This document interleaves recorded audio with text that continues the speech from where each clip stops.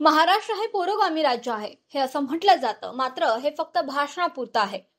महाराष्ट्र पुरोगामी नव्हे तर प्रचंड जातीवाद राज्य आहे असं वक्तव्य आमदार गोपीचंद पडळकर यांनी केलंय। सांगली जिल्ह्यातील आटपाडी तालुक्यात एका कार्यक्रमात पडळकर बोलत होते। महाराष्ट्र हे फुले शाहू आंबेडकरांच्या विचारांवर चालतो, हे फक्त भाषणापुरतं आहे। महाराष्ट्र हे प्रचंड जातीवाद राज्य आहे हे पहिलं आपल्या डोक्यात फिट करून घ्या। हे आपण बदलू शकत नाही। जातीच्या भिंती तोडून सर्वांच्यासाठी आपल्याला एकत्रितपणे काम करणं गरजेचं आहे।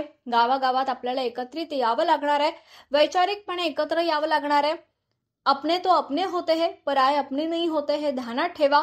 सारखी परीक्षा बघू नका, माझी हात जोडून तुम्हाला विनंती आहे, आता माझं ऐका। लोक म्हणते तो महाराष्ट्र पुरोगामी राज्य आहे, हे थोतांड आहे सगळं, हे भाषणात सांगायपुरतं आहे।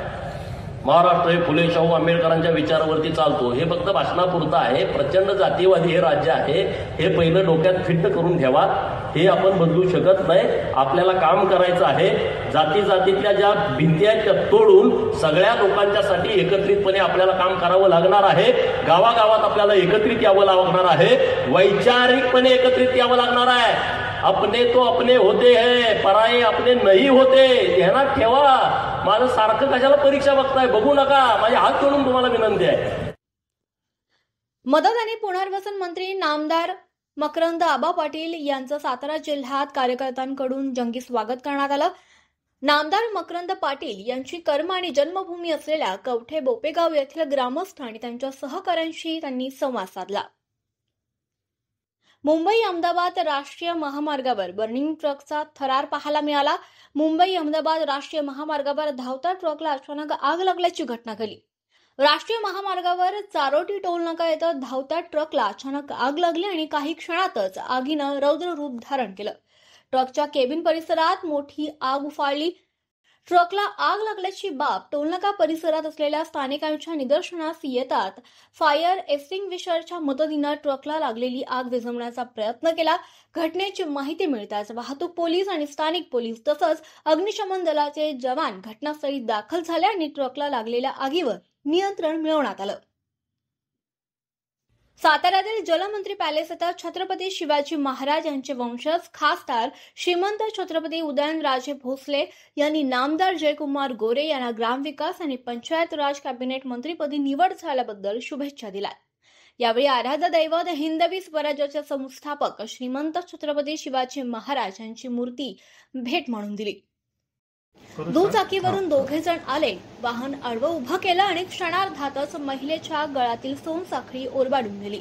या संपूर्ण घटनेचा थरार परिसरातील सीसीटीव्ही कॅमेऱ्यात कैद झाला असून साक्री रोडवर घडलेल्या या प्रकारामुळे महिला वर्गांमध्ये भीतीचं वातावरण निर्माण झालंय। या सोनसाखळी चोरट्यांना शोधण्याचा मोठा आव्हान आता पोलीस प्रशासनासमोर उभा आहे। डॉक्टर प्रकाश आंबेडकर हे धूर्त राजकारणी आहेत म्हणून त्यांनी खोटे आरोप केलेत, परंतु जे कोरेगाव भीमा प्रकरणात प्रतिज्ञापत्र दाखल केलं त्यामध्ये डॉक्टर प्रकाश आंबेडकर, ज्येष्ठ नेते शरद पवार यांनी माझं नाव घेतलेलं नाही।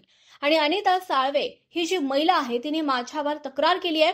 तिने कोरेगाव भीमा चौकशी आयोगासमोर स्पष्ट सांगितलंय की मी मिलिंद एकबोटेंना ओळखत नाही, मी त्यांना कधीही पाहिलेलं नाही, मात्र ऐकीव माहितीवर मी गुन्हा दाखल केला, त्यामुळे हे खोटे आहे। 1 कोटी रुपयांचे गोमांस जप्त करण्यास पोलिसांना लावलं, त्यामुळे कसाई लॉबीनं माझ्या विरुद्ध काही पुढाऱ्यांना सुपारी दिली आणि त्यातूनच माझ्यावर खोटे आरोप करण्यात आले, असेही मिलिंद एकबोटे यांनी म्हटलंय। अहो, सगळ्या जगाला माहिती आहे की मिलिंद एकबोटे हा निर्दोष आहे, कारण गेले 35 वर्ष क्रांतीवीर लहुजी वस्ताद प्रतिष्ठान या संस्थेच्या माध्यमातून मी मागासवर्गीय विद्यार्थ्यांना शैक्षणिक उन्नतीसाठी खूप मोठ्या प्रमाणात मदत करतो। संपूर्ण हिंदुस्थानामध्ये एकाच महानगरपालिकेने डॉक्टर आंबेडकर मागासवर्गीय वसतिगृह बांधलेलं आहे आणि ते मी माझ्या वॉर्डात महानगरपालिकेचा 1 कोटी 4 लाख रुपये निधी खर्च करून बांधलेला आहे।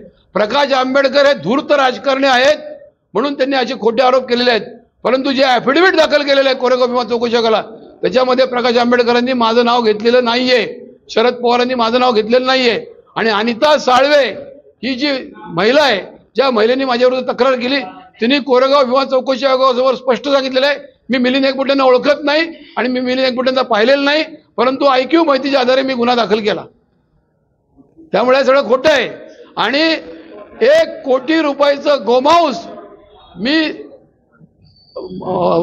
डबऱ्यात घालायला लावलं, ते गोमांस जप्त करायला लावलं पोलिसांना. म्हणून कसाई लॉबीने माझ्या विरुद्ध काही पुढाऱ्यांना सुपारी दिली आणि त्याच्यातून माझ्यावर खोटे आरोप झालेले आहेत.